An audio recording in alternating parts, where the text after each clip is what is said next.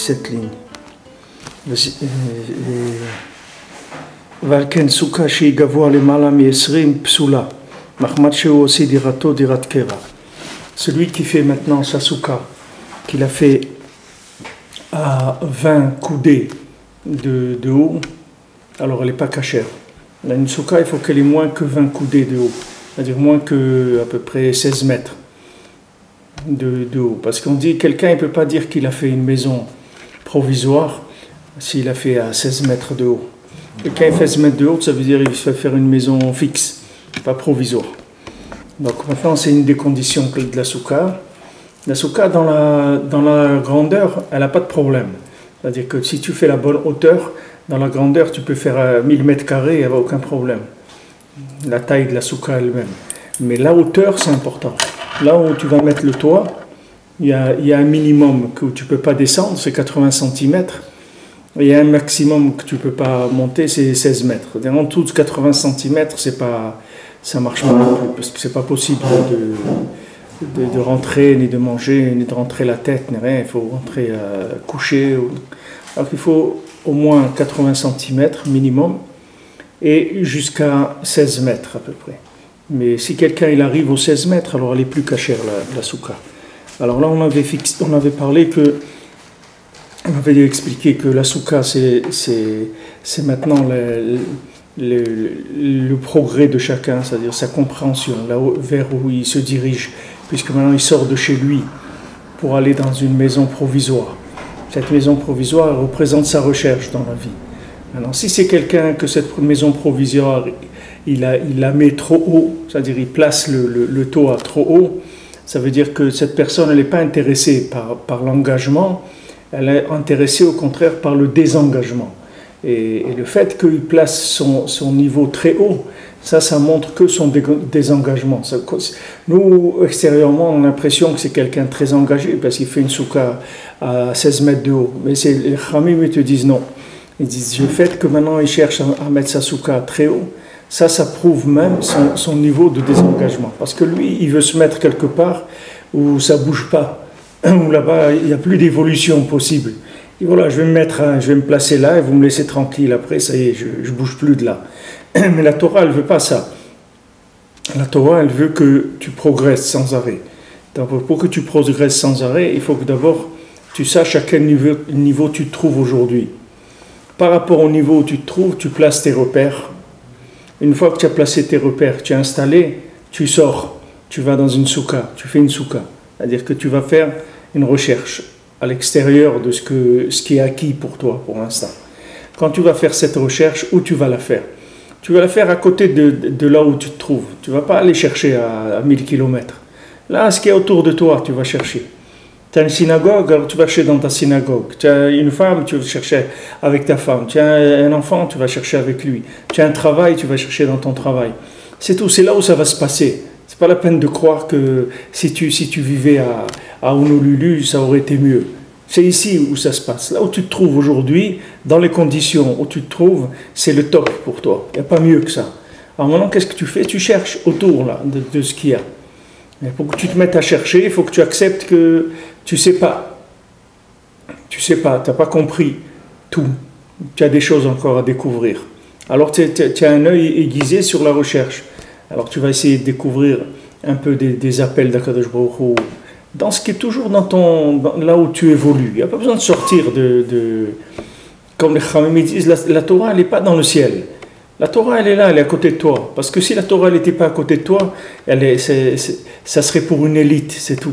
Mais ce n'est pas pour une élite, la Torah. La Torah, c'est pour tout le monde. Donc la Torah, c'est elle qui vient à toi. Toi, tu n'as pas besoin d'aller. Parce que là où tu te trouves, il y a de la Torah. La Torah n'a pas un problème de réseau qui n'est pas couvert. Il y a des compagnies, ils ont des réseaux, ils ne sont pas couverts. Tu vas à la montagne, ils ne te couvrent plus. Et ils te disent non, on ne va pas mettre une antenne là-bas pour une personne qui passe tous les 6 mois. Donc il n'y a pas là-bas de réseau. La Torah n'a pas ce problème-là. Là où tu vas dans le monde, tu la trouves. Pourquoi? Parce que le monde, il a été créé avec la Torah. Et le monde, il est entretenu par la Torah. Et toute la vie qu'il y a dans le monde, elle vient de la Torah. Donc il n'y a pas de problème. Là où tu te trouves, maintenant tu fais ton marché, tu vas au marché de Sarcelles ou de Garges ou n'importe quoi. Là-bas, tu trouves Hachem, partout. Il n'y a pas un endroit où tu vas dire, ouais, mais moi, si j'étais là, ça aurait été. Il y a pas, il ne faut pas parler comme ça. Il ne faut jamais dire, si j'avais ça aussi, parce que c'est un manque de émouna de dire ça. La émouna, c'est que Hachem, il te donne tous les instruments pour que tu puisses progresser. Là où tu te trouves, dans les conditions où tu te trouves, avec ce que tu sais, avec l'âge que tu as, avec le métier que tu as, avec ce que tu as appris en Torah, voilà, avec tous ces éléments, tu les prends ensemble, c'est meilleures conditions pour toi pour avancer. Donc maintenant, tu vas chercher autour de toi. Autour de toi. Tu vois, dans les Sipurim Masiot, il y a un conte qui est un conte de quelqu'un qui avait pas de jambes, c'est-à-dire ses jambes, elles ne marchaient pas. Alors lui, il a essayé de faire du commerce, etc. Et il n'a pas écouté les conseils. C'est-à-dire, il avait un secrétaire, il avait un cocher et un secrétaire. Il avait de l'argent que sa famille lui avait donné pour faire du commerce, etc. Parce que sa famille, avant, elle l'entretenait. Alors à un moment, il a dit, pourquoi je vais être entretenu par ma famille et tout? Moi, je veux faire ma vie, même si j'ai un problème de fonctionnement dans mes jambes, mais je vais me débrouiller. Je vais prendre un secrétaire, un cocher, avec eux, on va faire. Alors sa famille aussi, ils étaient contents qu'il veuille être indépendant, tout ça, et donc ils lui ont donné de l'argent pour qu'il réussisse ses affaires. Il est parti. Maintenant, quand il est parti, ils sont arrivés dans un endroit, le cocher et le secrétaire lui ont dit, il vaut mieux qu'on dorme ici, et demain on part. Alors lui, il a dit non, moi je ne veux pas dormir, on continue la route et on va à la foire là-bas pour le commerce. Alors ils se sont fait attaquer par des bandits dans la nuit. Ils leur ont tout pris, ils ont volé l'argent. Maintenant le cocher et le secrétaire, eux, ils sont sauvés. Et lui, il ne pouvait pas bouger, il est resté assis dans la calèche, il ne pouvait rien faire. Alors les bandits lui ont dit, pourquoi tu ne te sauves pas? Il dit, je peux pas me sauver, j'ai les jambes paralysées. Alors, ils lui ont tout pris, tout ce qu'il avait. Et il lui restait un peu de pain. Alors il a mangé le pain. Quand il a fini de manger le pain, il s'est jeté dehors de la calèche et il a commencé à manger de l'herbe. Et il rampait. À chaque fois, il rampait. Quand il a fini l'herbe autour de lui, il rampait. Il rampait comme ça, il cherchait de l'herbe, il mangeait de l'herbe. Et comme ça, des semaines, elles sont passées. Alors maintenant, il avait l'habitude de manger de l'herbe. Il savait qu'est-ce que c'était de l'herbe. Un jour, il a goûté une herbe, il a vu qu'elle avait un goût très spécial. Alors il a tiré l'herbe et il a trouvé un diamant sous cette herbe.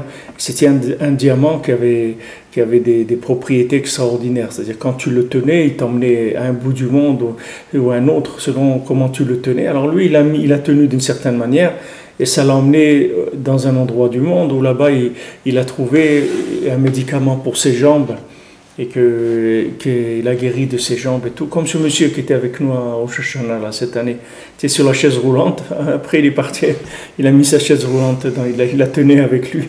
C'est elle qui faisait rouler la chaise, c'est pas la chaise qui le faisait rouler à lui. Alors maintenant on voit la méthode qu'il avait. La méthode, c'est que lui, maintenant, il avait du pain. Il avait un peu de pain. Il n'a pas dit je vais sortir voir qu'est-ce qu'il y a dehors. Après. Il a mangé le pain. Maintenant, il était assis dans la calèche, il avait du pain. Il a fini le pain, alors il s'est jeté dehors de la calèche et il a commencé à manger de l'herbe. Il a fini l'herbe autour de lui et il rampait et allait prendre de l'herbe un peu plus loin. Alors, c'est comme ça qu'il faut vivre. Tu vis avec ce qu'il y a, c'est tout. Voilà. Hachem, il est là où tu te trouves. Maintenant, tu ressens un manque, tu as besoin de chercher plus, alors tu fais un pas là où tu te trouves. Mais tu ne vas pas placer le toit à 16 mètres de haut. Tu ne vas pas dire, bon, ça y est, j'ai décidé, j'abandonne tout truc, je vais rentrer dans une yeshiva, je vais étudier toute la journée, et c'est fini ces choses-là. Parce que ça, c'est pas du tout l'expression de quelqu'un qui veut chercher. C'est au contraire, c'est quelqu'un qui veut trouver, comme on dit, une planque, c'est-à-dire un endroit où on ne va plus le déranger, parce que ça va être tellement haut que personne ne va venir le chercher là-bas. C'est-à-dire que là-bas, il est tranquille, il n'y a pas de recherche, il n'y a pas de remise en question, il n'y a rien du tout. Parce qu'il est à un niveau qui le dépasse complètement. Donc là-bas, lui, il n'appartient pas à ce niveau-là. Il ne va jamais y appartenir. Donc maintenant, qu'est-ce qu'il fait là-bas? Il plane complètement, il n'est pas du tout dans la réalité des choses. Parce que ce n'est pas son makom. Alors que si maintenant il travaille 8 heures par jour, il dit, bon, je vais commencer à faire un effort, je vais travailler que 7h30 par jour et je vais commencer une demi-heure, je vais étudier un quart d'heure et je vais faire un peu de télim, un quart d'heure, voilà. Je commence à faire ça. Et il commence 1 mois, 2 mois, 6 mois, 1 an. Et après, il a envie de plus. Il sent qu'il a... Alors il dit, bon, maintenant je vais ajouter encore une demi-heure. Ajoute encore une demi-heure. Et comme ça, 3 mois, 6 mois, 1 an. Tac, tac, il travaille. Jusqu'à qu'il ressente un manque. Quand il ressent un manque, il ne va pas aller chercher loin. À côté de lui, une demi-heure de plus, 1 heure de plus, c'est tout. Pas aller, parce que ça ne sert à rien. Tous les gens qui sautent très haut, après ils tombent tout très bas. Parce qu'il n'y a pas, il a dit avant, après sa tête elle explose. Il n'a plus de repères, il n'a plus rien du tout. Parce que là où il a atterri, il ne connaît pas cet endroit-là. Il a été tellement haut qu'il n'a aucun rapport avec l'endroit. Donc comme il n'a pas de rapport, à un moment il retombe. Et où il retombe à zéro, là où il était avant de commencer. Pas qu'il retombe à la moitié du chemin. Il retombe par terre, ma marche. Alors il faut faire attention quand on avance. Et pour Hachem il a donné la femme, les enfants, que eux ils donnent le rythme du progrès. Quand on voit que la femme ou la famille ils sont pas capables de suivre le progrès dans lequel on veut aller, ça veut dire que c'est pas pour nous pour l'instant. Il faut attendre, il faut être patient. Avec quelqu'un, il m'a dit une fois, il m'a appelé, il m'a dit ma femme elle va à la plage à Natania, etc. Et moi je ne veux pas aller là-bas, j'ai rien à faire à la plage. Moi je ne veux pas aller, elle veut m'obliger à aller, mais moi je ne veux pas aller, moi je suis dans la Torah et tout, qu'est-ce que je vais aller faire à la plage? Alors je lui dis, et ta femme, qui est-ce qui va la sortir de la plage? Si tu ne vas pas à la plage, qui est-ce qui va la sortir de la plage? Maître nageur, il va la sortir de la plage, qui est-ce qui va la sortir de la plage? Alors tu baisses tes yeux, tu regardes tes chaussures, et tu vas à la plage avec elle, et tu t'assois à côté, et tu lui montres que tu es là, que tu es avec elle, c'est tout.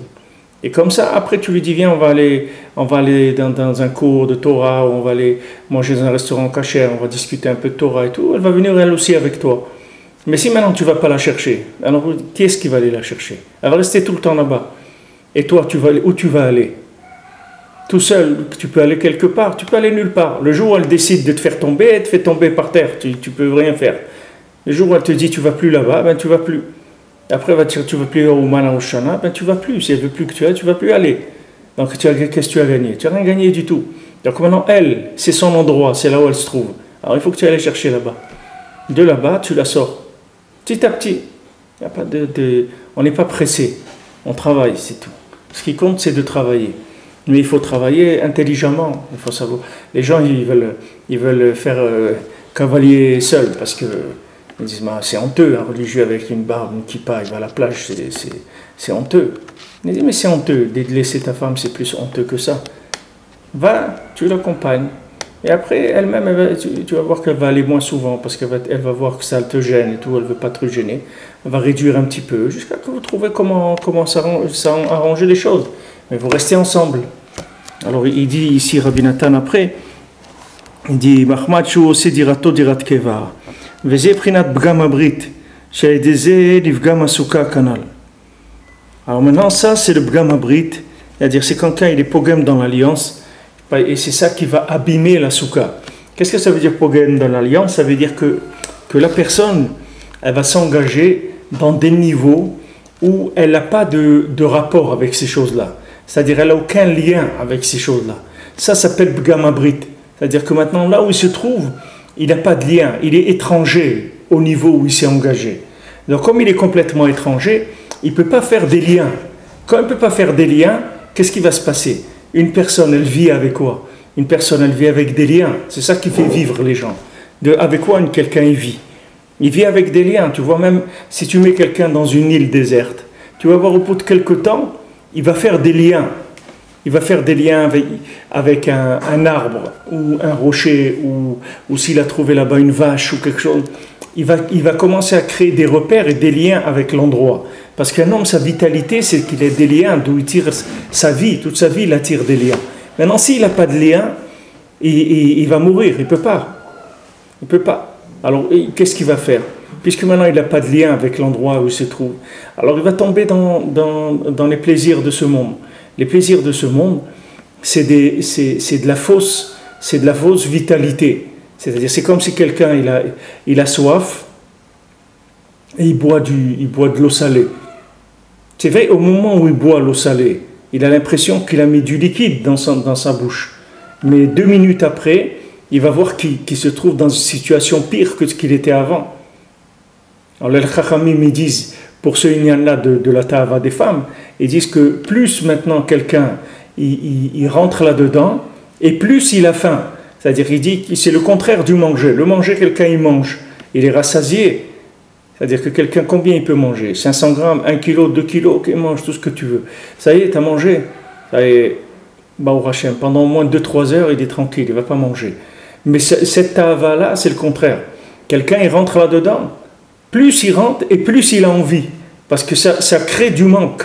Parce que comme ce n'est pas de la vitalité, c'est le contraire de la vitalité, ça serait comme la soif. Quelqu'un, il boit du sel et il a soif. Alors il boit encore du sel et il a encore plus soif, sans arrêt, plus soif.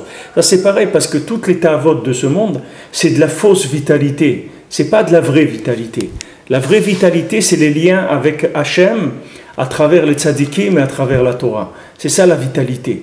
Ce qui n'est pas de ça, c'est pas de la vitalité. C'est la personne est en train de se faire rouler, en train de lui vendre du manger qui donne pas de il n'y a pas de vitamine dedans. Il a eu l'impression qu'il a mangé, mais c'est comme, ils vendent des trucs là, on dirait comme du polystyrène. Des fois, moi je vois ça, des trucs, du riz soufflé, là, ou je sais pas, des trucs, tu manges ça, tu as l'impression que c'est du polystyrène. Tu te dis, comment ça peut donner de la vie, de l'énergie, c'est incroyable. Il n'y a rien là-dedans, c'est des trucs entièrement chimiques, il y a rien qui donne de la vie là-dedans, de l'énergie. L'homme, c'est comme ça, là où il va, il établit des liens pour tirer de la vitalité, pour tirer de l'énergie. Maintenant, il faut faire attention de ne pas se faire vendre de la fausse énergie ou de la fausse vitalité. Alors maintenant, quand quelqu'un il arrive dans un endroit où il n'a aucun repère, alors comment il va faire? Il va tomber dans les ta'avot, il va tomber dans les plaisirs de ce monde. C'est tout à fait naturel et on ne peut pas lui en vouloir. Parce que quelqu'un, il ne peut pas rester sans... C'est comme si tu arrives dans un pays où tu ne connais rien. Maintenant, un taxi, il te dit, viens, monsieur, je t'emmène, etc. Maintenant, toi, tu sais qu'il va te rouler, qu'il va te prendre 3 fois le prix, mais tu ne peux rien faire, parce que tu ne fais pas partie de l'endroit, tu ne sais rien. Maintenant, si tu savais, ici en Eretz, ils ont fait à l'aéroport un bureau et tout à cause de ça, parce que les gens, ils venaient, ils disaient Yerushalayim, truc, ouais, $200. Ils ne savaient pas, ils disaient, bon, les gens ne se rendaient pas compte, ils ne savaient pas que ça coûte $50. Alors il dit c'est $200 et les gens y payaient. Il y avait comme ça des abus incroyables jusqu'à que le ministère du tourisme il a fait un truc, il a fait un bureau qu'il n'y a aucun taxi qui peut prendre quelqu'un de l'aéroport s'il passe pas par un bureau, il prend un ticket. Dans ce ticket tu as le prix de la course. Et il ne peut pas te rajouter. Il te dit combien tu as de valises, trucs et tout est calculé à l'avance. Il dit voilà combien vous devez lui payer, c'est tout. Voilà l'adresse où vous amène, voilà combien vous devez payer, ça y est c'est réglé. Parce qu'ils ont vu que les gens, comme ils ne connaissaient pas, ils se faisaient rouler. Maintenant, spirituellement, tu arrives dans un monde que tu ne connais pas, un niveau où tu n'as aucun repère. Comment tu veux savoir qu'est-ce qu'il faut prendre? Combien de doses d'études? Quelle étude? Combien? La prière, combien? Quoi prier? Combien prier? Tu ne sais rien. Tu ne sais rien du tout. Maintenant, qu'est-ce que tu vas commencer à faire? Tu vas commencer à faire des trucs. Mais ces choses-là, elles ne peuvent pas te donner de la vitalité parce que ça ne te concerne pas. Ce n'est pas ton niveau. Tu n'es pas concerné par ça. Donc ça ne t'alimente pas. Donc tu fais et tu vois, tu ne grossis pas. Tu vois que ça ne prend pas de place. Comme il dit dans Paro, il dit qu'il avait les vaches maigres. Elles ont mangé les vaches grasses et elles restaient toujours maigres. Tu ne les voyais pas grossir. Tu vois par exemple des fois un boa, il avale un mouton, mais tu le vois dans le serpent, tu le vois la forme du mouton. Mais là, ces vaches maigres, elles étaient très maigres, et quand elles mangeaient la grasse, tu ne voyais pas de trace de la vache grasse du tout dans la maigre. Parce que quand quelqu'un il n'est pas à son niveau, il ne se trouve pas à son niveau, tout ce qu'il prend, ça ne le concerne pas. Donc ça ne lui donne pas d'énergie. Donc il reste pauvre comme il était. Alors comment il va faire? Il va tomber dans les plaisirs de ce monde. Alors maintenant, il peut avoir des bonnes midotes, alors il n'ose pas, il a honte, il fait attention, etc. Mais il est obligé d'aller prendre sa vitalité dans des plaisirs du monde. Parce qu'il n'y a pas de secret. ou tu prends ta vitalité de l'endroit où tu dois la prendre, ou si tu n'es pas à ta place, tu vas la prendre des tavotes de ce monde, c'est tout. Parce que tous les plaisirs du monde, c'est le résultat de gens qui ne sont pas à leur place. C'est de là où ça vient la recherche du plaisir. Parce que quelqu'un qui a une vie équilibrée, normale, il ne recherche pas les plaisirs. Tu vois par exemple quelqu'un qui travaille, ici qui commence à travailler à 9 h le matin. Uniquement le fait qu'il va travailler à 9 h du matin, toutes ses soirées, elles sont réglées déjà. C'est-à-dire il sait qu'à 11 h, 10 h, 11 h, maximum minuit, il doit aller dormir. C'est tout. Donc il n'y a pas de possibilité de faire la brinque toute la nuit ou n'importe. Il ne peut pas, parce qu'il travaille. C'est-à-dire que ça le met tout de suite dans un certain contexte de vie. Et comme ça, toutes les choses. Il est marié, ça y est, il rentre dans une forme de vie. Il a des enfants, ça y est, c'est une forme de vie. Comme ça, chaque chose, elle le met en place. Et quand la personne, elle est bien en place, alors tout ce qu'elle apprend de Torah, ça l'enrichit. Même un petit peu. Même un petit peu. Quelqu'un, il étudie un quart d'heure par semaine. Et il voit quelqu'un d'autre qui étudie 10 heures par jour. Alors il dit, ouais, lui, tout ce qu'il apprend et tout, c'est pas vrai. Ne crois pas parce qu'il étudie 10 heures par jour qu'il apprend des choses. Il apprend des choses dans sa tête. Mais de l'énergie, il ne tire pas de ça. Parce qu'il n'est pas à sa place. S'il est à sa place, il n'y a pas de problème. Mais la plupart des gens, ils ne sont pas faits pour ça. Donc la plupart des gens, qu'est-ce qu'ils doivent faire? Ils doivent fonctionner dans le DRRS, c'est-à-dire avoir un travail, une famille, s'occuper que ça fonctionne bien. Et maintenant, quand il a posé la tente, qu'il a posé tout ça, maintenant il va commencer à chercher un petit peu autour, qu'est-ce qu'il peut grappiller, sans déstabiliser le campement. Il faut que la maison, elle tienne bien, que la parnassa, elle soit correcte, que la maison, elle tienne bien. Maintenant, quand ça tient bien, il tend la main et il attrape ce qu'il peut attraper. Il a le Shabbat, au Hachem de libre. Shabbat, il fait sa paracha, il fait ça. Au Hachem, il a du temps, il n'y a pas de problème. Et après, il reprend son boulot, il fait ce qu'il a à faire. Mais quelqu'un que maintenant il se lance dans de la haute voltige, il ne reste rien après. Parce qu'il ne tire pas de vitalité. C'est qu'il fait semblant, mais il n'y a pas de vitalité. C'est-à-dire qu'il ne s'enrichit pas, lui. C'est pour ça qu'il te dit le résultat de trop de lumière, c'est que ça donne le Bgam Abrit, c'est que les gens ils tombent dans cette ta'ava des femmes. Parce que la ta'ava des femmes, c'est ce qui donne le plus l'impression de tirer de la vitalité. Alors que c'est de la mort mamache, qui n'a rien du tout, qui ne s'amène rien du tout. Mais comme c'est très proche du principe de la vie, puisque pour donner la vie, un homme il doit avoir des rapports avec une femme, c'est ça qui fait qu'il y a un enfant. C'est très proche de la vie, mais ça n'a rien à voir avec la vie. C'est le contraire de la vie. Mais c'est très proche. Alors, autant quelqu'un qui est équilibré dans sa vie, il va avoir dans ce domaine-là des rapports normaux pour avoir des enfants, etc. Autant quelqu'un qui est déséquilibré et qui a un niveau qui s'est engagé à un niveau qui le dépasse complètement, dans ce domaine-là, il va être complètement déséquilibré. Parce que son esprit, il va se détruire par la lumière. C'est-à-dire la lumière du monde dans lequel il est rentré, ça lui détruit la tête.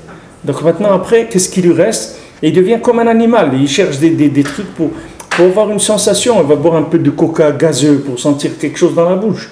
Un truc, de l'alcool, du manger, des trucs. Il essaie des choses qui lui donnent un petit peu de vitalité. Parce qu'il a de vitalité de rien. Il s'est détruit avec la lumière. Alors c'est pour ça que Rabbi Nathan il explique l'évolution de la chose comme ça. C'est-à-dire que comme il a passé la barre trop haut, après il n'a pas de repère.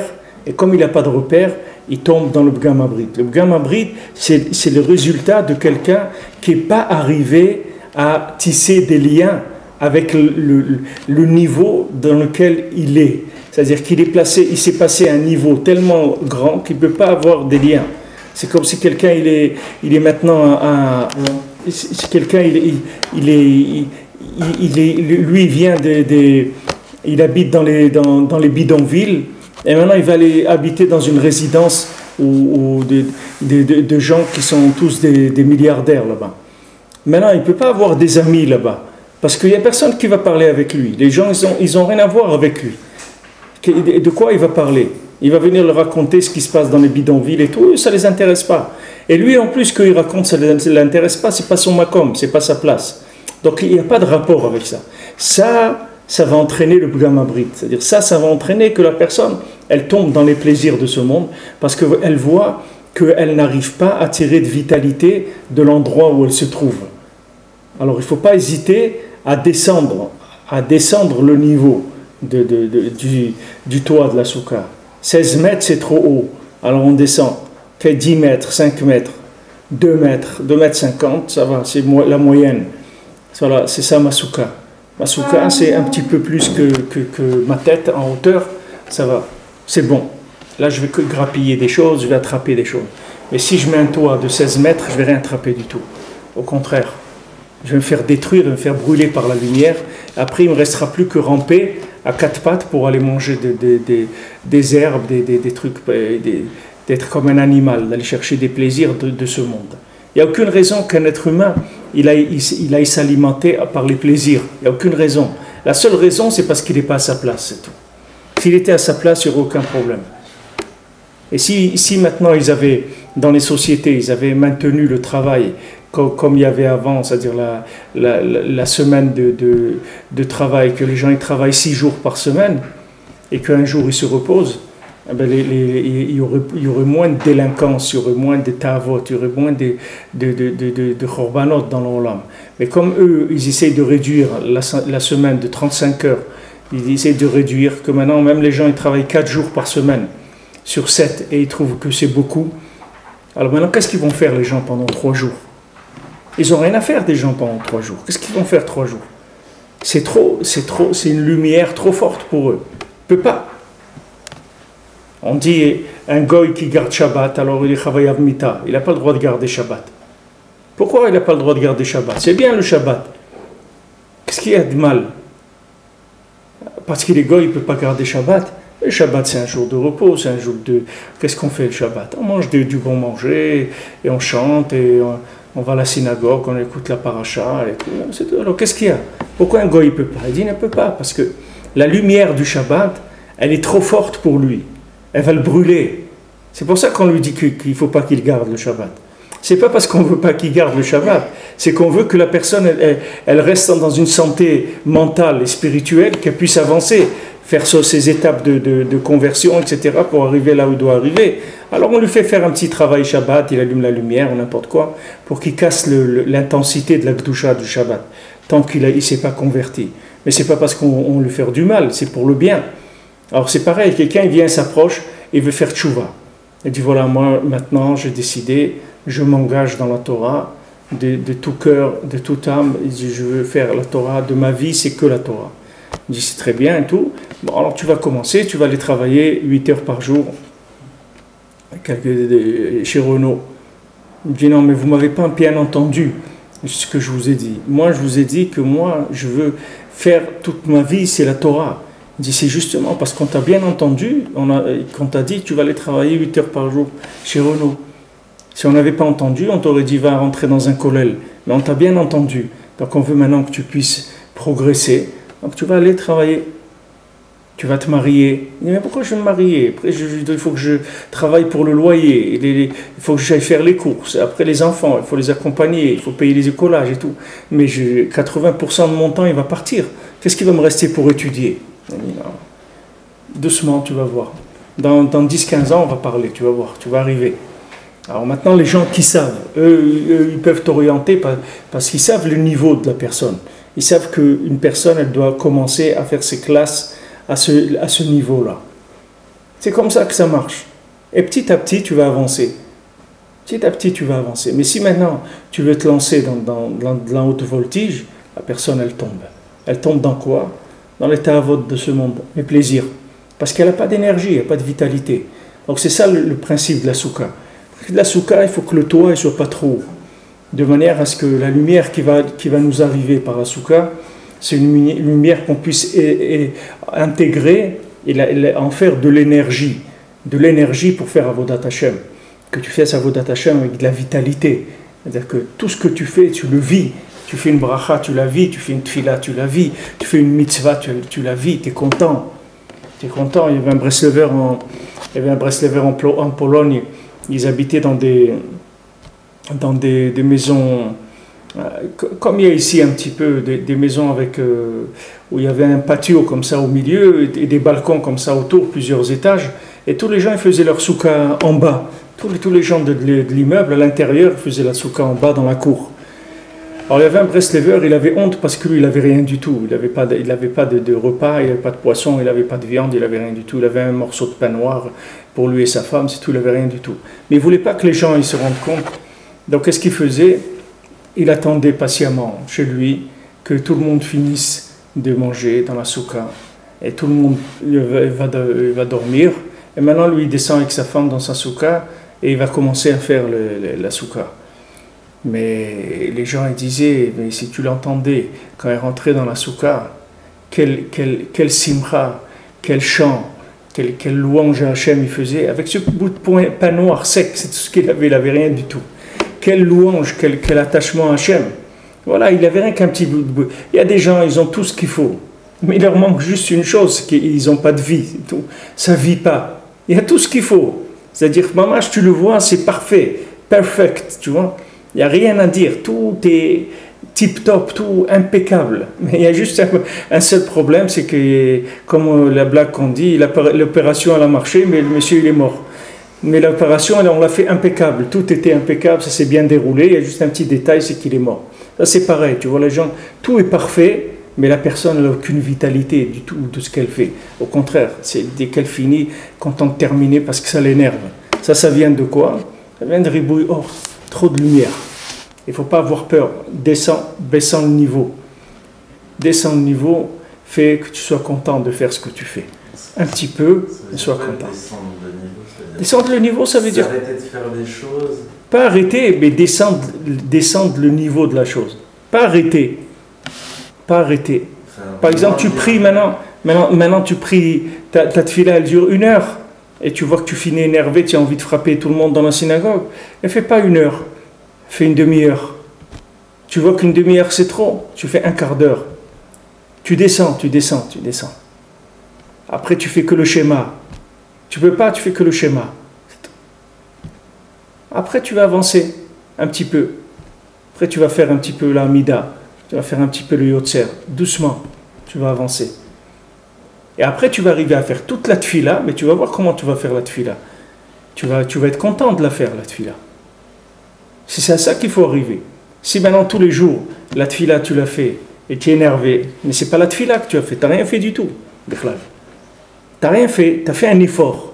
Comme si tu avais été dans un club de boxe ou n'importe quoi, tu as tapé, tu as fait des trucs, etc. Et puis tu es parti. Mais c'est pas de ça que tu vas tirer la vitalité. Il faut que la Vodat Hashem elle te donne de la vitalité. Parce que la Torah, c'est du Chaim. La Torah, c'est de la vie. La Torah, c'est pas des nerfs. C'est pas de la mort. La Torah, c'est de la vie. Donc chaque fois que maintenant j'ai un rapport avec la Torah, ça doit me donner de la vie. Je dois sortir enrichi. Rabbi Nathan a dit, quand les gens ils disent, bon, les fêtes elles sont passées, Rabbi Nathan il dit, il ne faut pas dire elles sont passées. Il faut dire les fêtes elles sont rentrées. Sukkot il est rentré en moi. C'est-à-dire Sukkot il m'a enrichi. Les Arba Minim ils m'ont enrichi, ils sont rentrés dans mes neshama, ils m'ont donné de l'énergie. Pas dire c'est passé. Eh bien, ça s'est bien passé. Ça s'est bien passé. On a passé de bonnes fêtes, ça s'est bien passé. Qu'est-ce qui est passé? Qu'est-ce qu'il y a eu? Il s'est passé quelque chose? Non, c'était bien, c'est tout.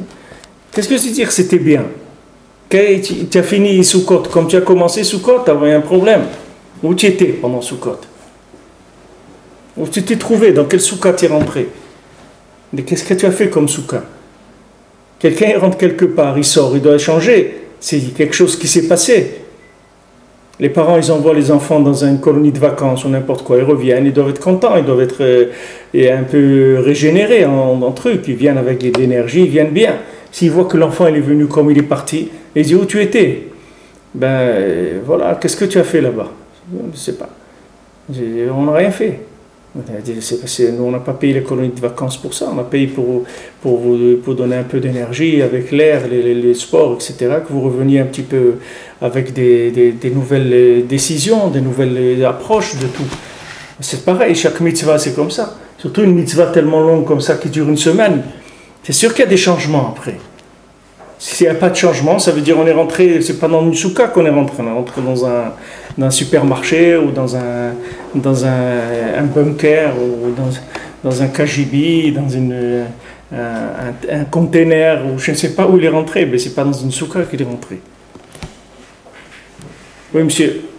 La méthodologie que vous dites de descendre tant qu'on n'a pas trouvé notre vitalité, elle est très dangereuse parce que une file en un quart d'heure, on va la faire une fois, deux fois, trois fois, bah, sauf on va être les ailes bas, puis on va rien trouver et il ne va plus rien rester.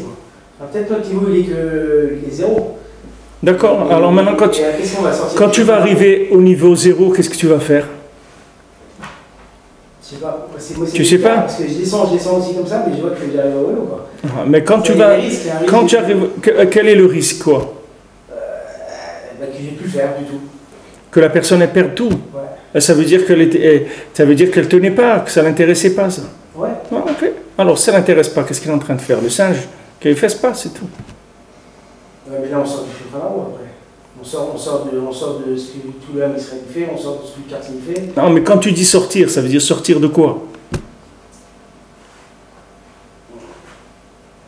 Si on fait plusieurs fois la fila de Shararit en quelques minutes, sans prendre le début, sans être avec un groupe, on risque aussi que peut-être plus avoir envie de le faire. Si maintenant tu n'as pas envie de prier, alors tu n'as pas envie de prier, qu'est-ce que tu vas faire? Il faut que tu aies envie de prier, oui. Il faudrait avoir envie de prier. Normalement, c'est honteux de faire la prière si tu n'as pas envie de prier, d'accord? Ok. Alors maintenant, quelle est la dose de prière que tu peux faire sans que ça t'énerve, déjà? Quelle est la dose? Combien de temps tu peux prier sans que ça t'énerve? 5 minutes? 10 minutes? 10 minutes. 10 minutes, ok. Bon, 10 minutes, ok. Alors 10 minutes, tu peux faire les brachot. 10 minutes, tu peux faire les... 10 minutes, tu peux faire les brachot, le schéma et la hamida. C'est déjà bien. Tu peux faire tes brachot, le schéma et la hamida. Maintenant, si la personne, elle est honnête, d'accord, que c'est un chercheur, c'est quelqu'un qui cherche Béhémet à se rapprocher d'Hachem. Donc maintenant, qu'est-ce qu'il va faire? Il va s'appliquer dans la qualité de ce qu'il fait là. Il fait 10 minutes, il va s'appliquer dans la qualité.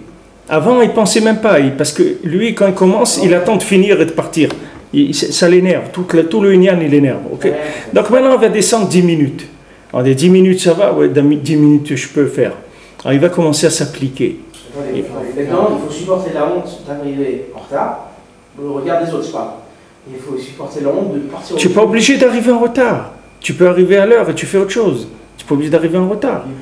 Tu peux arriver avant, tu étudies un petit peu, tu lis un maasé de tzadikim, tu fais quelque chose qui te plaît. Tu fais un peu la paracha, quelques chumashim, quelques psukim, quelque chose qui te plaît. Tu fais quelque chose qui te plaît. Pendant que les autres ils sont en train de faire le début de la tfila.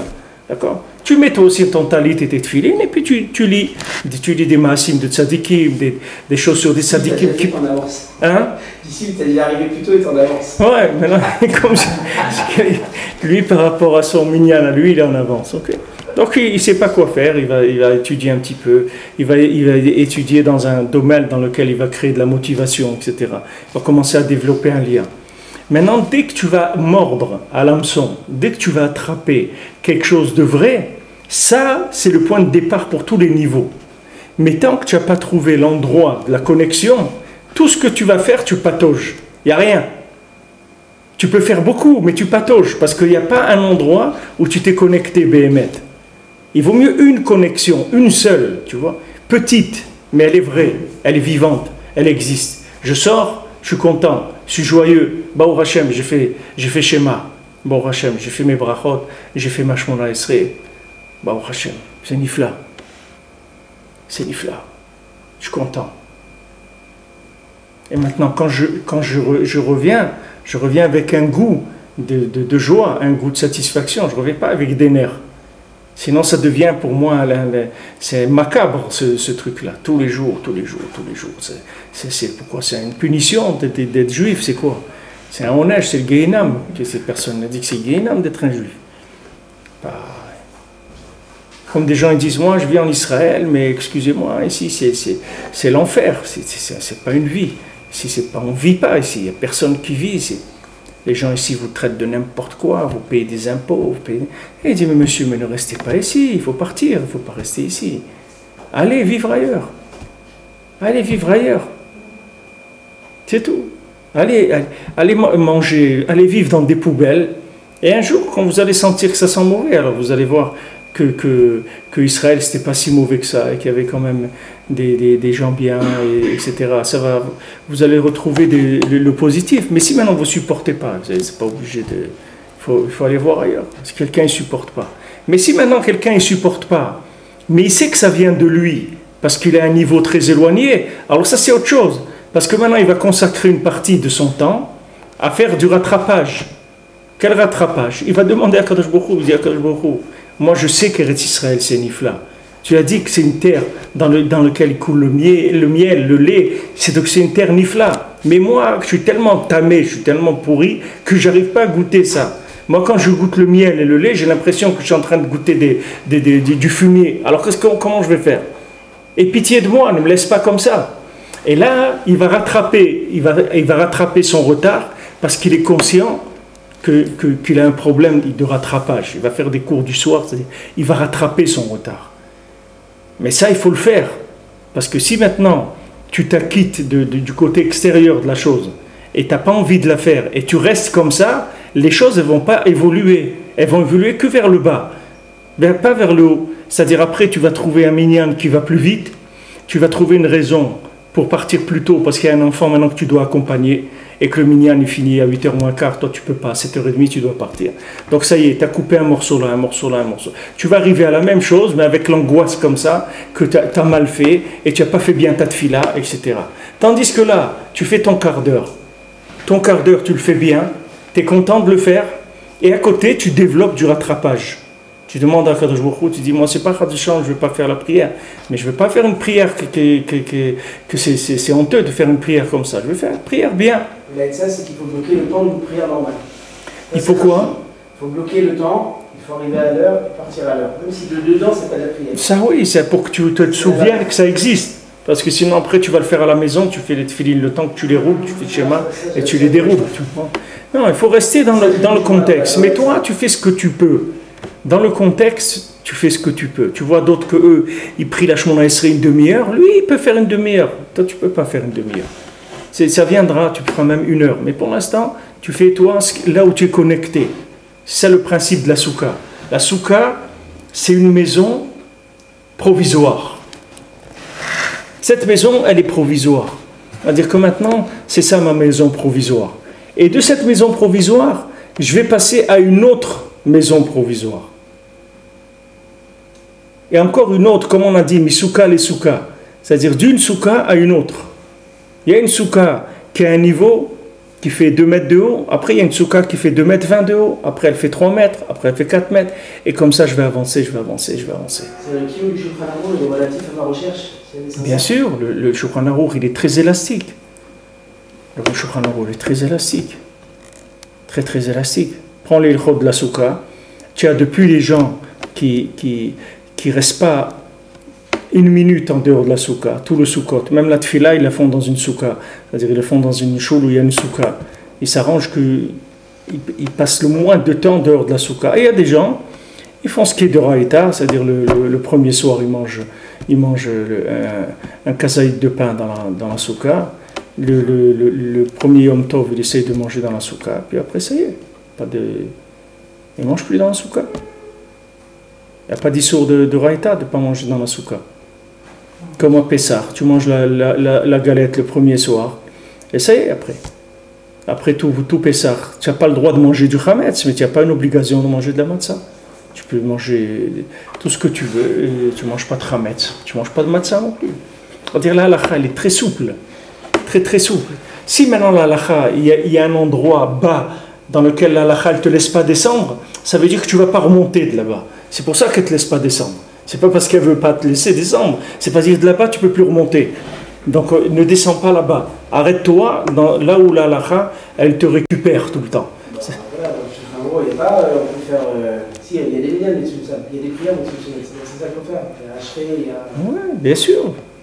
Il y a du seder. Il y a des minyanim shlemim. Moi, j'ai prié dans des minyanim où ils font 20 minutes la tfila. Ils font toute la tfila, mais en 20 minutes. Du début jusqu'à la fin. Ils font très très vite, tout très très très vite. Et parce qu'ils ne peuvent pas, ils n'arrivent pas à faire mieux. Ils ne peuvent pas. C'est tout. Maintenant, le jour après où tu évolues un petit peu, alors tu pourras faire une tfila avec 2 minyanim de 20 minutes. Tu commences avec un, après quand tu as la moitié, les autres ils ont fini, tu repasses avec un autre, etc. Tu t'arranges, tu évolues. Mais le principe c'est que tu ne restes pas dans un endroit où tu n'as pas de vitalité. Il ne faut pas faire des choses sans vitalité. Parce que les choses sans vitalité, quand ça dure, on ne dit pas maintenant, des fois il y a des périodes où les gens ne sont pas bien, etc. Mais que par chita, la personne s'est engagée dans quelque chose qui est au-dessus de son niveau. Donc elle n'a pas de repère, elle n'a pas de lien, elle n'a pas d'énergie de ça, ça ne va pas changer. Il faut qu'elle descende, qu'elle recherche l'endroit où il y a l'énergie. Il ne faut pas se tromper aussi, parce que des fois on attend le Regesh, et tout, il ne va jamais venir. Alors le bonhomme est resté dans les guignols, il a attendu que... Il y a beaucoup de gens qui sortent aussi, qui se trompent, enfin des rallyes qui se trompent, ils attendent la révélation, et la révélation ne vient pas. C'est pas une révélation que tu dois entendre, c'est pas une révélation, c'est de la vitalité que tu dois avoir. C'est pas pareil. Tu vois bien dans ton travail, tu fais ton travail, tu as une vitalité dans ton travail. Quelqu'un ne peut pas travailler dans une boîte 8 heures par jour toute l'année s'il n'a pas une vitalité de son travail. C'est-à-dire il faut que tu aies l'impression que tu es en train de faire quelque chose, oui. À part le salaire que tu reçois, il faut que tu sentes que tu es utile pour quelque chose. Si quelqu'un vient et te dit, monsieur, on vous donne un salaire, vous asseyez ici toute la journée, 8 heures, vous restez assis là et vous ne bougez pas de la chaise. Comme ça tout le mois, et moi je vous donne tu vas voir que tu ne peux pas tenir. Mais on va te dire, mais pourtant quand tu es assis comme ça, c'est plus facile que de travailler, du coup, non, on ne peut pas. Qu'est-ce que je vais rester assis comme ça? Je vais devenir fou. À quoi je vais penser toute la journée? Je ne peux pas. S'il me dit, je peux lire ou écouter la radio, des trucs comme ça, alors ça va. Ils ont dit maintenant, je ne sais pas, j'ai vu un article qu'ils ont dit que dans les prisons, il y a trop de confort. Alors les gens, ils n'ont plus peur de rentrer en prison. Ils disent, comment ça se fait des gens, ils sortent de prison, 2 jours après, ils font quelque chose qu'ils savent qu'ils vont retourner en prison. Ils marchent tout de suite après, ils commencent à faire. Alors, il y en a qui disent, c'est trop confortable. Enlever la télé, enlever les téléphones, donner du manger simple, éviter les sorties, pas de salle de sport, pas de sortie, tu vas voir que le gars, il ne va pas avoir envie de rentrer en prison. Il va faire attention. Mais seulement, comme la plupart des gens, ils mangent mieux là-bas que ce qu'ils mangent eux, ils n'ont pas de quoi manger. Et ils ont des salles de sport que jamais il va rentrer dans une salle de sport, ça coûte 50 ou 100 euros par mois, des trucs. La télé, il n'a pas, et il doit payer la location. Et là, le gars, il est dans... tu ne l'encourages pas du tout. Bon, la seule chose, c'est qu'il est enfermé. Bon, il est enfermé. De toute façon, tout le monde, c'est une grande prison. Il y a pas où tu peux aller? Tu ne peux pas dépasser... Tu vas aller sur la Lune. Tu es là, tu tournes avec tout le monde. Mais ils se sont rendus compte que les conditions dans lesquelles ils sont incarcérés les gens, elles sont trop bien. Alors, il y a des gens que ça les motive pour retourner. C'est-à-dire, ils n'ont pas souffert de ça. Mais si le gars, il souffre, c'est un manque pour lui, etc., il va chercher. Ça, c'est la même chose. Si la personne, maintenant, elle est bien dans la Torah, pourquoi tu veux qu'elle aille chercher ailleurs? Parce qu'il a de la vitalité dans la Torah, il n'a pas besoin de... Mais si maintenant il n'a pas de vitalité, il va aller gratter ailleurs, il va chercher d'autres choses.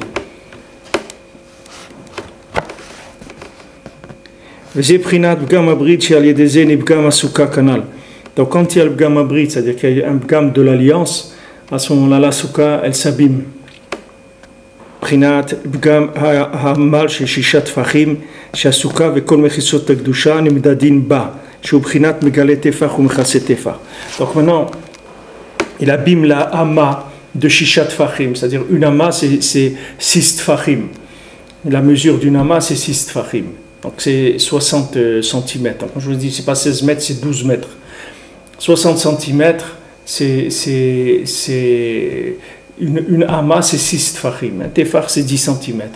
Une hama ça fait 60 cm. Donc il dit que maintenant quand la personne elle est pogam dans la souka, c'est-à-dire qu'elle place le toit trop haut, c'est-à-dire qu'elle va placer sa recherche trop haut. À ce moment-là, elle entraîne qu'il y a bgam abrit, c'est-à-dire qu'il y a déconnexion de la vie, déconnexion de la vitalité et de l'énergie. Ça abîme la mesure de la soukha, que la mesure de la soukha, elle se mesure par tfachim. Et un tefar, c'est mégalé tefar, mechasé tefar, je vous avais expliqué que c'est l'ignan de l'alliance, l'ignan du brit, ça s'appelle aussi, on dit mégalé tefar, mechasé tefar, c'est ce qu'elle dit la halacha, pour quand quelqu'un a des rapports avec sa femme, c'est pour ne pas être entièrement dénudé et que c'est pas nécessaire, que là où c'est pas nécessaire, alors il peut rester couvert. Comme aussi dans le nian, quelqu'un, quand il rentre aux toilettes, alors on dit il faut pas, ce qui est pas nécessaire, il n'a pas besoin de découvrir. Des gens, ils rentrent aux toilettes, ils se découvrent entièrement jusqu'aux chaussures. Mais il n'y a pas besoin. Quelqu'un, il rentre aux toilettes, il doit découvrir ce qu'il a besoin de découvrir. Alors le lachon de Chazal, dans ces choses-là, s'appelle Megalé Tefar, Mechasé Tefar. C'est-à-dire, il découvre et il recouvre. Il ne laisse pas découvert. Ça, c'est le nian de Tikkun Abrit. Donc là-bas, Rabbeinu l'explique dans le sot de Kavanat Amila, il explique ce nian de Tefar. Alors Rabbi Nathan il dit, d'après ce que j'ai entendu de la bouche de Rabbeinu à Kadosh, que Jézé Taloui Bazé, c'est-à-dire une chose, elle dépend de l'autre.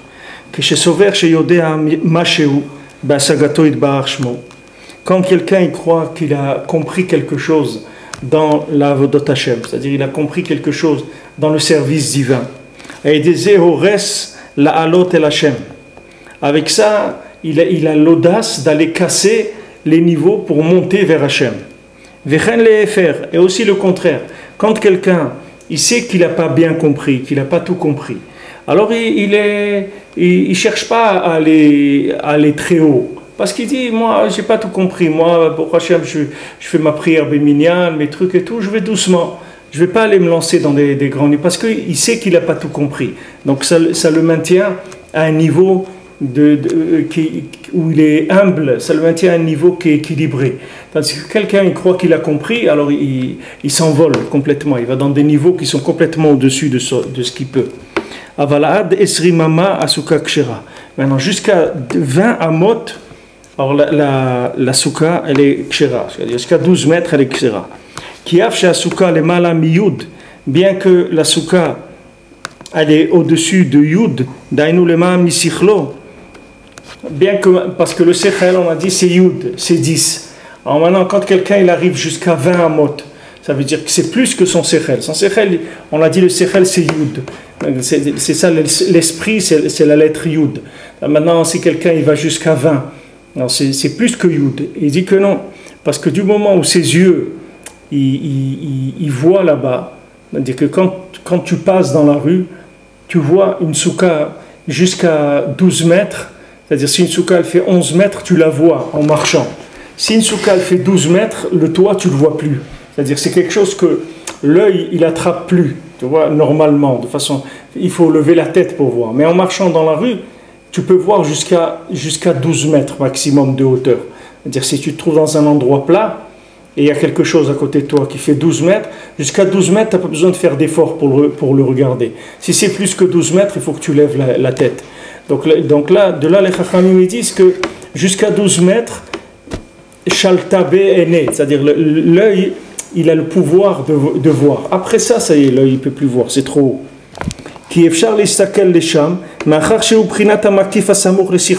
Pourquoi il a le droit de regarder là-bas? C'est-à-dire, bien que c'est au-dessus de 10, c'est 12, 14, 16, etc. Parce que son esprit, il est proche de ces choses-là. C'est des choses qui l'entourent. C'est des choses qui sont sous-jacentes à son niveau. Donc ça va, il peut regarder là-bas. C'est pas interdit. Il parle de yud ici, c'est yud quoi? Tfarim ou un autre? 12 dans quoi? Dans le yud. On dit que le yud c'est au-dessus de son sechel, oui? Oui.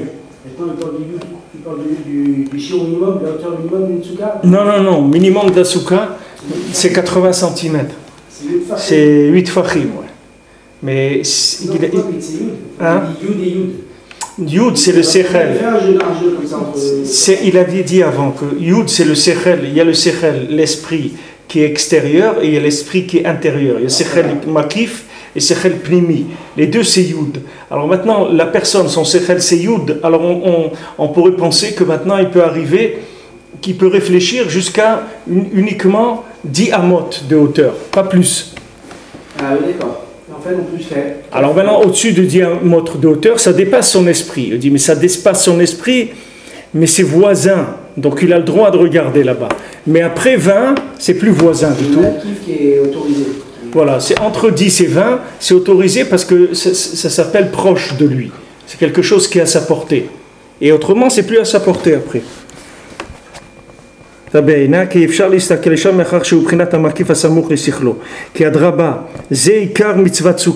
Parce qu'au contraire, c'est ça la vraie mitzvah de la souka.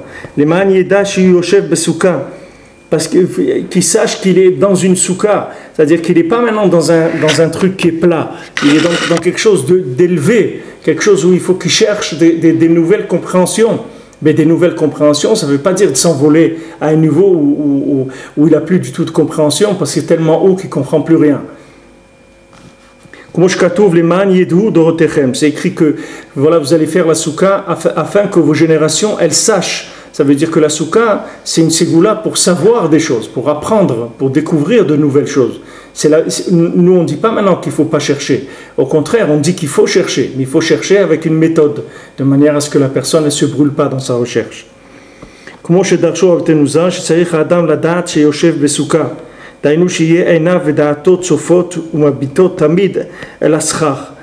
que Chachamim, ils ont dit que l'homme, il doit savoir qu'il est dans la souka. Il est assis dans une souka.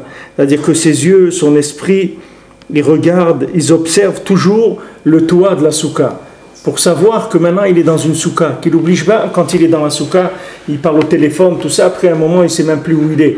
Non, il faut toujours qu'il ait à l'esprit, c'est-à-dire à la vue, le toit, le schar de la souka, comme ça il sait qu'il est assis dans une souka. Parce que le toit, c'est le makif, c'est le principe de la compréhension qui l'entoure.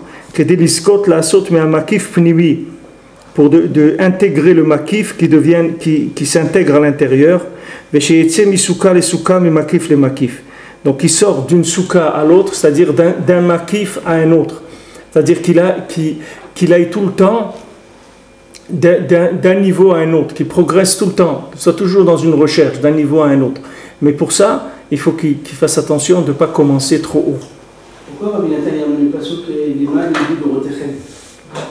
Parce que c'est pour la da'at, c'est-à-dire que c'est le mot da'at qui veut souligner.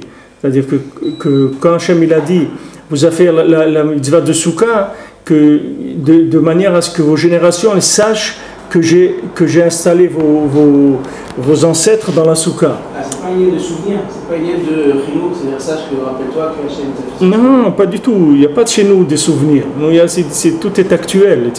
On va se casser la tête à faire tout ça pour la commémoration. On ne fait pas les monuments aux morts, commémoration de la guerre de 14. Ça ne nous intéresse pas, ça. Nous, tout ce qu'on fait, c'est vivant, c'est actuel, c'est présent. Donc maintenant, c'est pour les mâles, y est de où? Pour qu'ils sachent vos enfants. Ça veut dire que maintenant, quand ils vont faire la souka, ils vont savoir qu'il y a Hachem dans leur âme en faisant la souka. C'est une méthode pour apprendre la souka. Alors maintenant, quand tu regardes le srar, c'est-à-dire tu regardes des compréhensions qui sont en avant par rapport à toi, qui sont des choses que tu dois découvrir. Tu vas découvrir de nouvelles compréhensions d'Hachem. Donc c'est pour ça qu'il dit que vos générations, elles vont savoir. Parce que ça, c'est le nouveau savoir qu'ils vont découvrir grâce à la souka. Mais tu veux dire la ska, tu prinat makif. Kedel iskot la asot me makif pnimi, de manière à ce que ce qui était avant autour de lui, ce qui était sous-jacent à lui, maintenant ça s'intègre, c'est-à-dire qu'il arrive à le pratiquer be'emet. Et que maintenant qu'il a intégré ce qui avant était qu'un niveau d'ébauche chez lui, maintenant il a intégré, alors de là il va passer à autre chose après, à un nouveau niveau de recherche. Et comme ça, à chaque fois il va avancer d'une souka à une autre. Il va avancer à chaque fois une nouvelle souka, ça veut dire une nouvelle compréhension d'Hachem. Mais toujours à son niveau, à côté de lui.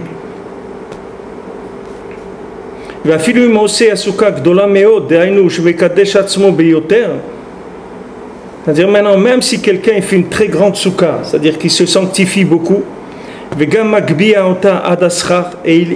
il élève la souka jusqu'au maximum de hauteur,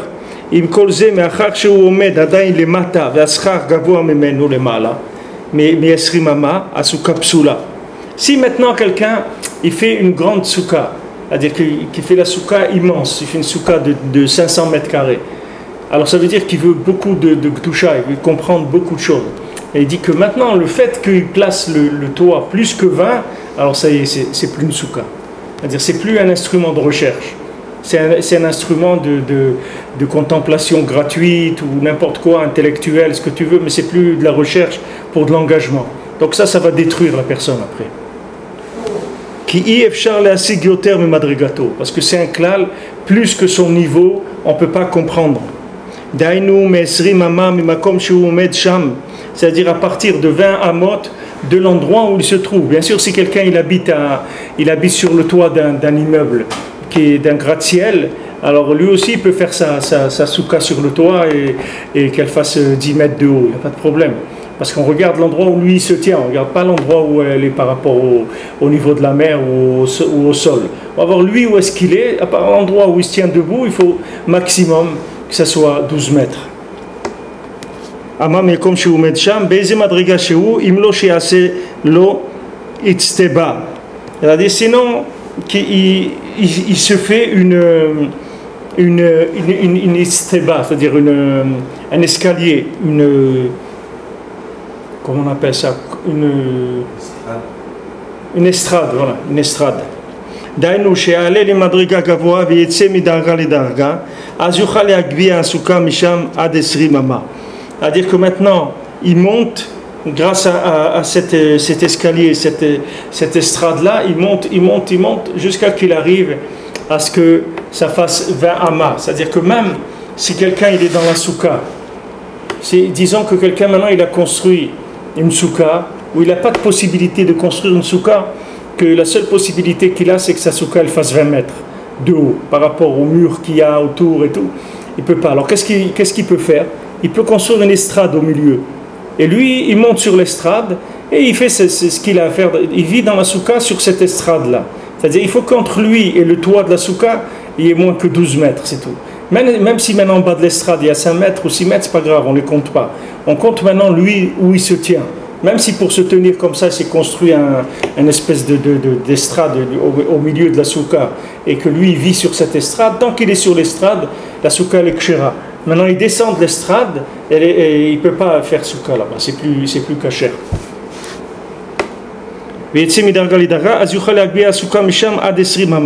Donc maintenant jusqu'à 12 mètres, 20 mot, il peut y aller. C'est-à-dire qu'ils comprennent de là-bas jusqu'au makif, c'est-à-dire jusqu'à la chose qui le dépasse mais qui est proche de lui, qui est au niveau supérieur. Alors il dit, va voir dans le Shulchan Aruch, c'est halachot, parce que bien sûr toutes les halachot de Shulchan Aruch, sur la hauteur de la souka, etc., elles vont tourner autour de ce principe-là. C'est ça que le Shulchan Aruch, il ne veut pas t'embêter s'il te dit de faire une souka de telle hauteur, pas dépasser telle. Pourquoi? C'est pour que ta souka elle fonctionne, qu'elle te donne la compréhension que tu attends de recevoir de la souka. Donc elle te dit techniquement quelles sont les mesures pour pas que tu aies quelque chose qui au lieu de t'amener du bien, ça mène le contraire. Donc maintenant, il ne faut pas qu'elle fasse moins que 10 tfachim, c'est-à-dire moins que 60 cm. Mais dans le Shulchan Aruch, c'est écrit 80 cm. En tout cas, un tefar, moi je vous ai compté un tefar comme 10 cm. 1 mètre 80. Entre 8 et 10, c'est hein? Entre 8 et 9 quelque chose. C'est entre 8 et 10. Oui, donc c'est disons entre 8 et 80 cm et 1 mètre.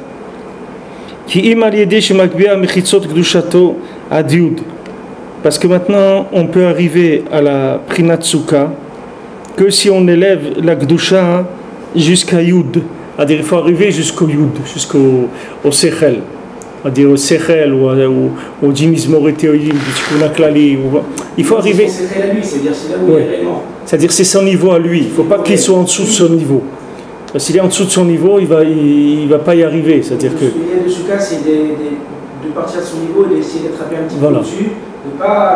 Il y a le même Nisayon par en bas aussi. Tout ce qu'on a expliqué vers le haut, il y a le même Nisayon vers le bas. Non, je pense pas. Je Je pense qu'on n'a pas le droit du tout d'être un petit peu en dessous de son niveau. Oui, mais même au-dessus de son niveau, on n'a pas le droit du tout. On peut jusqu'à Esrim. Ouais. On essaie d'attraper justement un petit peu au-dessus de son niveau. C'est ça le but de Souka, non? Mais c'est pareil là, en dessous d'1 mètre, c'est pas le droit du tout.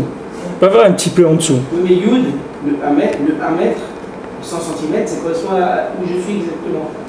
Ça correspond au point de départ de son séchel. Voilà, donc j'ai pas le droit de descendre un petit peu.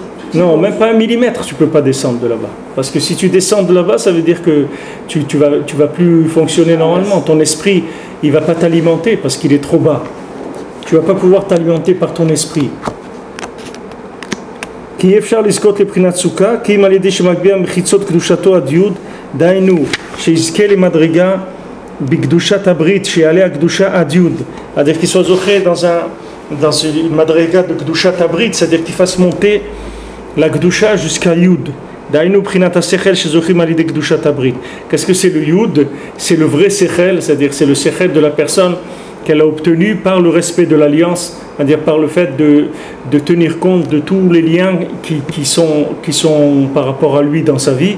Et ces liens-là, en les respectant, la première c'est respecter le lien avec Hachem dans le Brit Kodesh, mais c'est respecter les liens aussi de tout l'entourage, de manière à évoluer en harmonie avec son entourage. Ça s'appelle le Tikkun Abrit, c'est-à-dire que l'alliance, elle est gardée, c'est-à-dire que ça c'est le minimum.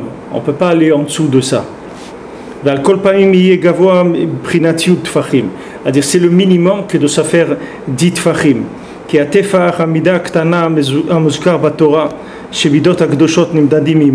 Parce que maintenant la plus petite mesure qui est mentionnée dans la Torah, qui est la mesure d'un tefar de 9-10 cm, qui est mentionnée dans les mesures de la Torah, qui est kar shmirat abrit ou prinat vav.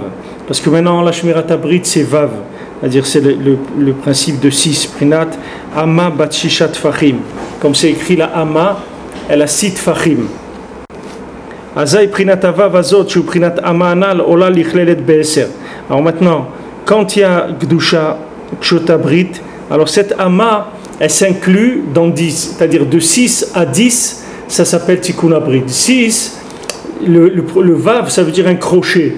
C'est ce que ça veut dire Vav. Le mot Vav en hébreu, c'est un crochet. Parce que la lettre Vav, elle est faite avec un trait et un crochet en haut. Alors le Vav, c'est crochet, c'est-à-dire c'est le lien qu'on est accroché, qui a une alliance, qui a un lien entre les choses. Ça, c'est le minimum, c'est 6. Et c'est entre 6 et 10, c'est-à-dire les madrigotes de la Gdusha. C'est-à-dire que même 6, ça s'inclut dans 10, Béhémet. Dès qu'il y a 6, alors il y a 10 automatiquement. Et ça, tu vas le trouver par exemple dans le Minyan. Que si maintenant il y a 6 personnes qui n'ont pas prié, par exemple, ils n'ont pas fait Arvit ou Mincha ou Shachrit, alors il y a 4, même s'ils ont déjà prié, ils peuvent venir avec eux, et les 6 ils peuvent prier, faire la Chazara, etc. Mais sinon ils ne peuvent pas. On voit dans le Zimoun aussi, si 2 ont mangé du pain et 1 a mangé qu'un petit peu de truc, on trouve les 2 tiers, 1 tiers. Oui. 6 c'est presque 2 tiers de 10. Oui, c'est la mesure de 2 tiers, 1 tiers. 7, ça rentre déjà dans un... Hein? Dès que je passe au-dessus du 2 tiers. Ouais. Alors maintenant, 6, c'est déjà Rov Minyan, ça s'appelle. 6, c'est Rov Minyan. 5, c'est Chetzi Minyan, mais 6, ça s'appelle Rov Minyan. C'est-à-dire la majeure partie du Minyan, elle est là. Donc 6, c'est déjà 10. C'est déjà inclus dans 10. C'est 6, mais c'est inclus dans 10. Alors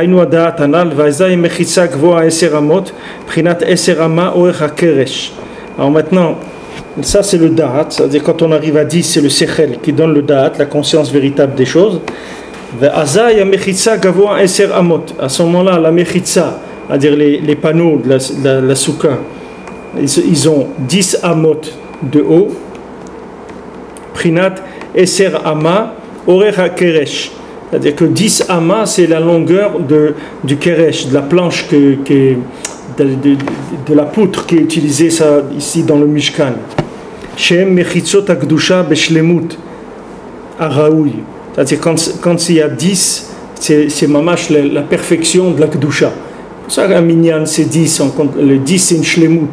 Alors maintenant c'est dans les mechitzot, dans le keresh, dans ces poutres-là, la mesure de 10, on voit, elle se retrouve dans les mechitzot, on retrouve dans les poutres, dans le Mishkan aussi, parce que il Quand il y a 10, là où il y a 10, on dit la Shrina, elle vient. Dès qu'il y a 10, Akadosh Baruch Hu descend. Ça veut dire que c'est un Keli parfait, 10. Donc il y a une présence de la Shrina.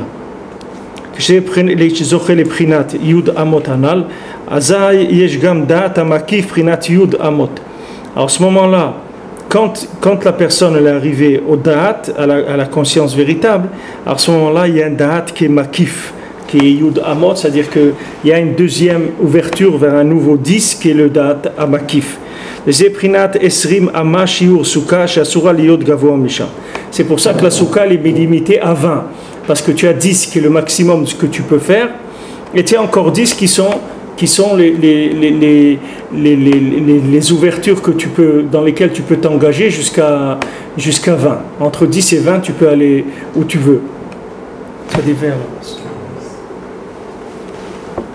Qui assure là l'autre les mal amusés. Parce qu'au-dessus de 20, on n'a pas le droit. Zeprinat Aleph, que chez Zochim les carrés Adam, allez de Gdushat Abrit. C'est ça le principe de la lettre Adam, Aleph. C'est-à-dire que comme maintenant, quand quelqu'un il s'appelle Aleph, Adam, grâce à Gdushat Abrit. Velet Adam blo Aleph. Donc Adam, c'est avec la lettre Aleph. Homme, on met avec un Aleph. Hainu alide Gdushat Prinata Hama bat Shishat Fachim. C'est-à-dire grâce à la Gdusha de la Hama qui fait Sit Fachim. C'est-à-dire Sit Fachim, c'est Tikkun Abrit. Donc ça, c'est le Vav qui est au milieu du Aleph. Et après, on a deux Yud. Un Yud en haut, un Yud en bas.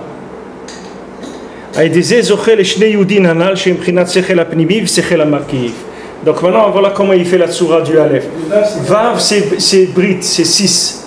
D'accord, c'est Rov Minyan. C'est-à-dire ça s'appelle que tu es rentré dans la Gdusha déjà, 6. Maintenant quand tu as le Vav, automatiquement après tu as deux Yud et ça fait Adam. C'est-à-dire ça fait Aleph de Adam. Les deux Yud c'est quoi? C'est les deux Sikhlim. C'est-à-dire le premier Sechel, c'est le Sechel Atarton, c'est-à-dire le Sechel que toi, auquel tu peux arriver par ton travail, là où tu te trouves. Et l'autre 10, c'est les niveaux que tu peux atteindre par de la recherche, etc.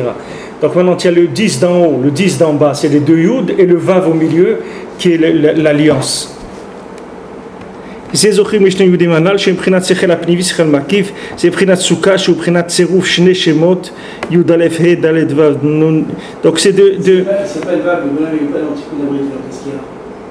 S'il n'est pas dans Tikkun Abrit, alors il est pas connecté. Il n'est pas Adam.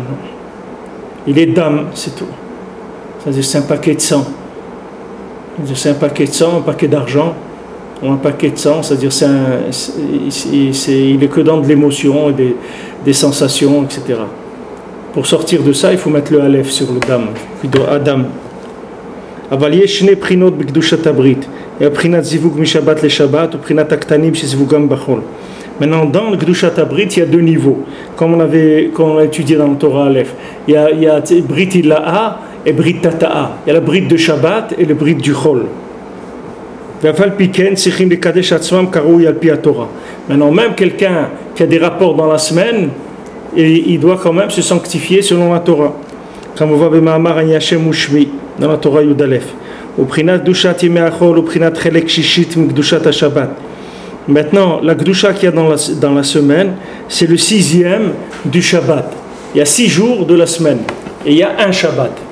Donc le Shabbat, c'est Echad, c'est-à-dire c'est la Shlemut, c'est le Yud si tu veux, et la semaine c'est le 6e, chaque jour de la semaine il a le 6e du Shabbat en lui. On dit Yom Rishon Beshabbat, Yom Sheni Beshabbat, Yom Shlishi Beshabbat. C'est-à-dire chaque jour il a un Chelek dans Shabbat.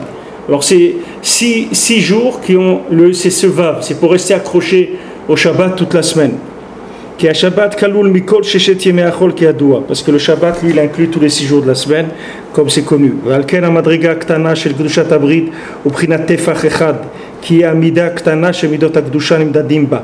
Pour ça que maintenant, le plus bas niveau dans la Gdushat Abrit, c'est quand même de la Gdusha, c'est un Tefar. Parce que Tefar, c'est la plus petite mesure de la Gdusha. C'est-à-dire, le minimum, c'est un Tefar. Un Tefar, ça s'appelle la mesure de la Gdusha, le minimum. Vous prenez Tchelek Shishit mi Ama Batishat Fachim. Donc c'est le 6e de l'ama qui fait sitfachim. Mais bien sûr, elle doit être attachée au Shabbat pour qu'elle ait cette fonction de Gdusha. C'est-à-dire, c'est le 1/6 toujours de quelque chose. C'est pas tout seul, parce qu'il s'est déconnecté, ça n'a plus la Gdusha. C'est 1/6 du Shabbat. C'est parce que c'est 1/6 du Shabbat qu'il a une valeur. Sinon, il n'aurait pas de valeur. Dans l'ama, il y a sitfachim. Pardon? Chaque tefar. C'est un jour de la semaine, ouais, qui s'inclut dans le Shabbat, pour que ça fasse une amma. C'est le yud aussi, c'est ça? Pardon? Et un amma, c'est un yud, ça correspond yud, ça correspond brit. La amma, on a dit que la amma c'est 6. C'est 6 tfachim. Ouais. Et quand il y a 6 tfachim, tu es inclus dans le yud déjà, puisque c'est rov minyan. Vazaï keshekdushato prinat tefach echad. דהיינו הברדה הקטנה, אזי גם כשעולה לדעת ונכלל ביוד כנ"ל, אזי הוא גם כן רק בבחינת יוד טפחי והוא שיעור הכשר סוכה לפחות. C'est-à-dire que maintenant, quand sa gdusha, elle est au moins un tefach, c'est-à-dire que c'est une madriga ktana, alors quand il monte vers le da'at et qui s'inclut dans le yud, אזי הוא גם כן רק בחינת יוד טפחים.